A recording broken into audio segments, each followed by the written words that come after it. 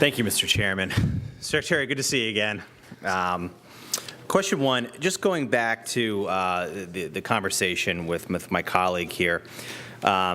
If you're looking at local efforts and how much that plays in effects between state funding and local funding, a lot of states have spending caps on local school districts. Are you suggesting we need spending caps to control local spending so we can get to a 50-50 split? So that's not something we've recommended, nor I've dug, more deeply in. But what just at a glance, as I consider it, we know that we're very locally controlled. We have school boards, 500 school boards across the Commonwealth that make that decision every year. And I would never assume to make a recommendation to the General Assembly that, that removes that authority from the local school board. Okay.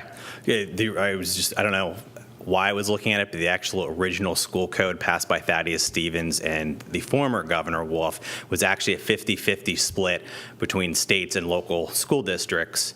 But the school districts were capped at the amount of money the states share. So if you want to talk about original 50-50 split, that was the original 50-50 split, and there was a spending cap. Moving on to kind of benchmarking, there's been discussion about pre-K. Is it the goal of the administration with pre-K counts and Head Starts to add individuals' slots, basically student slots? Is that your overarching goal moving forward with this fiscal ask? So we've been sharing how the funding impacts early childhood by sharing what the number of slots created are, but our goal is to create high-quality pre-K centers. Okay, so you want to benchmark that to actual outcomes of those programs, correct? Ultimately, yes. So you could use KI, and you can use reading at reading at grade level by third grade, correct? Ultimately, we should be able to. It's not currently a system that we have aligned, but it's something that can be looked at. Because I look at your program measures, and it is literally we just want more slots versus actually benchmarking it to outcomes. So if you could provide the committee, and how long have we had pre-K counts? Decade? About 2010? Yes. Yes, it's on its 10-year anniversary. 10 years, all right. We should have robust data on the success of those students moving forward. So how are they at grade level, particularly the original students enrolled? So more robust data on the success of that would be beneficial moving forward to make sure we are funding outcomes.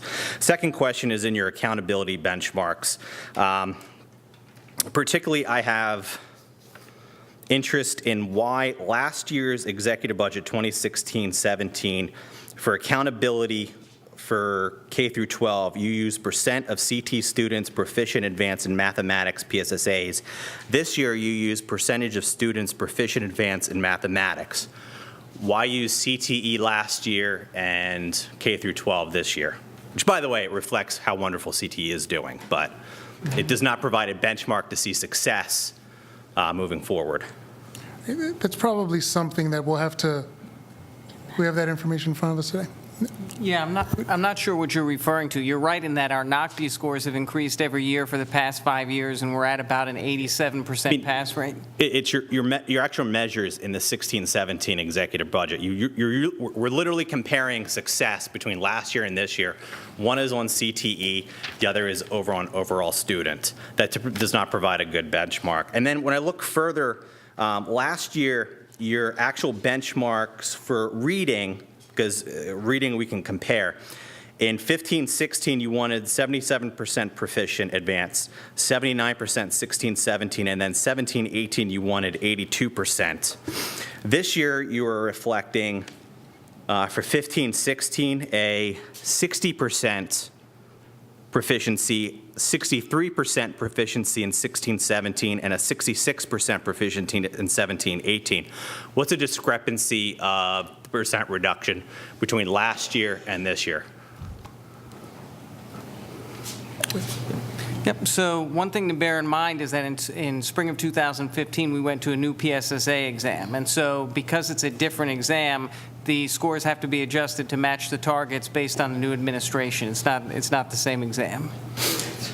So the 17% reduction is because of a realignment of, what again, the PSSAs? Right. So I think it would be good. We can follow up with that information for you. Yeah, because this is PSSAs. It's not the FRPI. It's not that benchmark you're looking at, it's a Sure. different one.